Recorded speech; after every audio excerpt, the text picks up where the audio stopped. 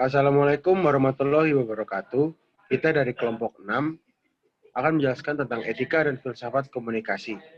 Dalam materi ini dibagi menjadi dua, yaitu ideal komunikasi dalam dimensi authoritarianism dan ideal komunikasi dalam dimensi libertarianism. Materi pertama akan dijelaskan oleh teman saya, Jihan. Ideal komunikasi dalam dimensi authoritarianism. Teori otoritarian merupakan teori yang menempatkan semua bentuk komunikasi di bawah kontrol elit pemerintah. Penguasa atau petinggi waktu itu menggunakan pers untuk memberi informasi kepada rakyat tentang kebijakan-kebijakan penguasa yang harus didukung. Berkembang di Eropa pada abad 15, sesungguhnya diilhami oleh filsafat politik dari republiknya, yaitu Plato, yang menekankan pentingnya kekuasaan untuk membela dan melindungi negara dengan segala cara. Dalam sistem ini, pemerintah tidak mengizinkan surat kabar, radio, dan televisi menyiarkan berita-berita yang mengancam stabilitas negara, termasuk menghukum siapa saja yang mempertanyakan ideologi negara. Jadi pada zaman otoriter ini, pemerintah atau penguasa atau petinggi-petinggi yang berkuasa. Jadi untuk rakyat, pers itu tidak boleh mengekang atau mengecam perintah-perintah dari pemerintah. Kalau ketahuan mengecam, mereka terkena tindak pidana atau dihukum.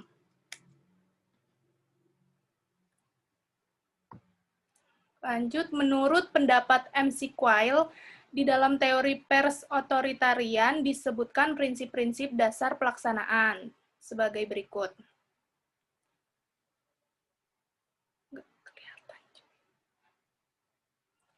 Media selamanya akhirnya harus tunduk kepada penguasa yang ada. Penyensoran dapat dibenarkan.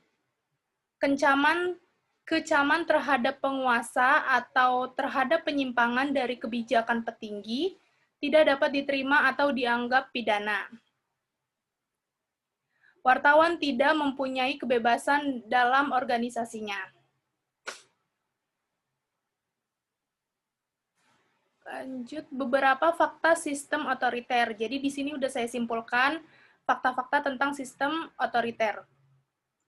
Salah satu ciri utama dari sistem pers otoriter adalah fungsi pers sebagai kepanjangan tangan pemerintah yang sedang berkuasa atau melayani negara. Jadi kayak pers itu sebagai jembatan antara negara dan antara pemerintah dengan rakyat. Media massa tidak boleh mengkritik mekanisme politik dan penguasa. Seperti yang tadi saya bilang, kalau ada yang mengkritik atau mengecam, mengekang pemerintah, itu bisa terkena tindak pidana. Tujuan utamanya adalah mendukung dan memajukan kebijakan pemerintah yang berkuasa dan mengabdi pada negara. Fungsi pers adalah menyampaikan kepada rakyat apa yang diinginkan penguasa untuk diketahui rakyat. Jadi model komunikasi yang terjadi pada paham otoriterisme adalah komunikasi satu arah.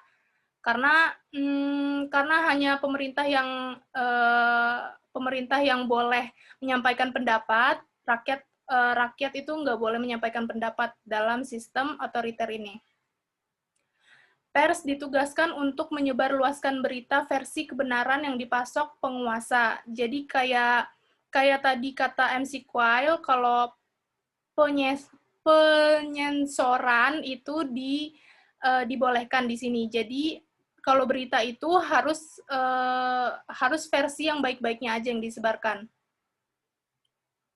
Kelebihan dari sistem otoriter itu konflik dalam masyarakat cenderung berkurang karena adanya pengawasan hal-hal yang dianggap dapat menggoncangkan masyarakat. Mudah membentuk penyeragaman atau integritas yang diharapkan khususnya pada negara sedang membangun yang memerlukan kestabilan. Kekurangannya, adanya penekanan terhadap keinginan untuk bebas mengemukakan pandangan atau pendapat. Mudah terjadi pemberedelan penerbitan media yang cenderung menghancurkan suasana kerja dan lapangan penghasilan yang telah mapan. Tertutupnya kesempatan untuk berkreasi. Lanjut, yang kedua akan dijelaskan oleh Kennard.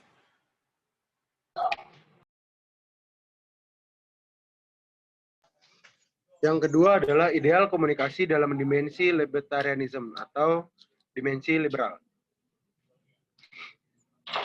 Nah, pada dimensi liberal ini, pers dianggap sebagai kerabat atau sebagai penyampai suara rakyat untuk kepada pemerintah. Nah, pada teori ini muncul pada abad ke-17 yang disebabkan oleh berkembangnya kebebasan politik, agama, dan ekonomi di kala itu.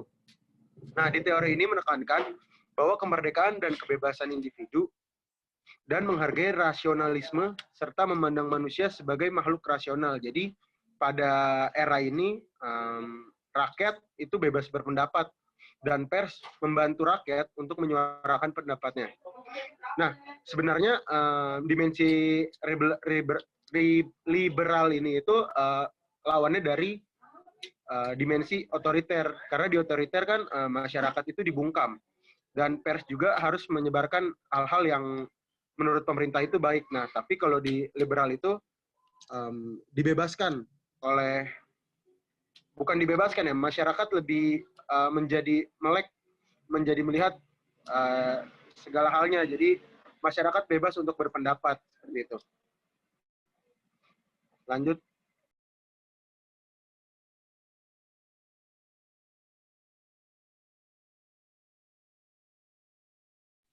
Nah, John Kane dalam Media Demokrasi pada tahun 1991 menyatakan setidaknya harus ada 3 konsep fundamental dalam kebebasan pers. Yang pertama adalah teologi, memberikan forum bagi masyarakat untuk menilai yang baik dan buruk. Jadi masyarakat bisa menilai mana yang baik dan mana yang buruk dalam penyebaran berita yang disebarkan oleh pers. Yang kedua adalah kebebasan individu. Kebebasan pers merupakan yang terkuat. Setidaknya kebebasan dari elit politik. Nah, jadi pers ini memiliki sesuatu kekuatan atau kelebihan bahwa dia menjadi yang terkuat di depan elit politik. Jadi elit politik tidak berhak untuk membungkam tugas dari pers. Yang ketiga, kebenaran, kebohongan dan hal-hal yang salah harus dilawan. Suatu gagasan harus dapat diperdebatkan dan diuji. Jika tidak, hal itu hanya akan jadi dogma. Nah, jadi setiap hal yang diberitakan oleh pers,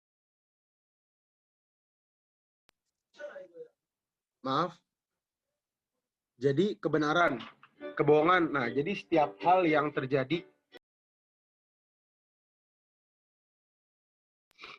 jadi setiap hal yang diberitakan itu harus bisa diuji dan dapat dicari kebenarannya, keasliannya, seperti itu. Boleh dilanjut, Jan?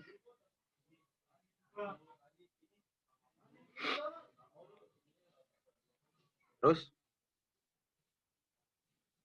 Nah, model pers bebas yang independen hanya ada di sebagian negara industri yang memiliki karakteristik sebagai berikut. Yang pertama, memiliki sistem hukum yang bisa memberikan perlindungan bagi kebebasan sipil perorangan. Yang kedua, tingkat pendapatan atau income per kapitanya itu masyarakat rata-rata tinggi.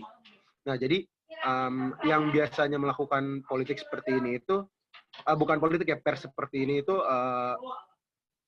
di negara yang hukum-hukumnya itu melindungi masyarakatnya, seperti kayak di Indonesia, gitu-gitu, yang demokrasi. Jadi contohnya kalau misalnya yang kayak otoriter kan itu di Korea, jadi masyarakatnya sendiri, rakyatnya sendiri itu tidak bisa bersuara, kayak gitu. Terus masyarakat yang melek huruf ya seperti yang kalian ketahui, orang-orang yang cepat sadar akan sekitarnya, jadi bisa baca berita setidaknya, seperti itu. Yang keempat adalah pemerintahan dengan sistem multipartai, demokrasi parlementer, dan sekurang-kurangnya disertai dengan oposisi. Nah, seperti di Indonesia sendiri kan yang kalian tahu ada beberapa partai yang ada di Indonesia, jadi pers itu berhak menyuarakan apa yang ada yang sedang terjadi atau yang sedang dijalani dalam politik yang sedang berlangsung di masa kepemimpinannya. Seperti itu. Nah, yang ini adalah modal yang cukup untuk industri media. Nah, seperti yang kalian tahu, di Indonesia itu kan udah banyak media kan. Nah, jadi di situ inilah salah satu karakteristik gitunya.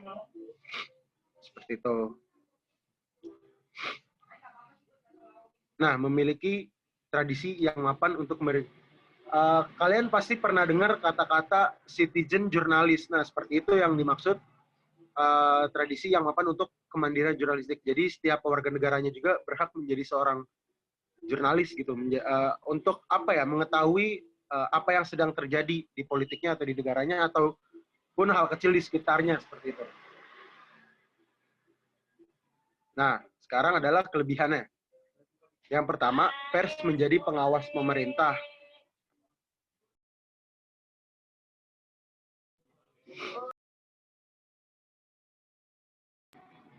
Yang kedua, media memiliki kebebasan memberitakan sebuah hal. Nah, di sini media bebas memberitakan, tetapi pemerintah juga tetap menjadi pengawas seperti itu. Yang ketiga, menghindari kontrol pemerintah. Jadi bukan menghindari ya, bahasanya itu pers memberitakan hal yang paling benar sehingga masyarakat tahu yang benar atau yang salah. Tergantung dari pemikiran rasional dari masyarakatnya sendiri. Seperti itu. Terus sekarang kekurangannya.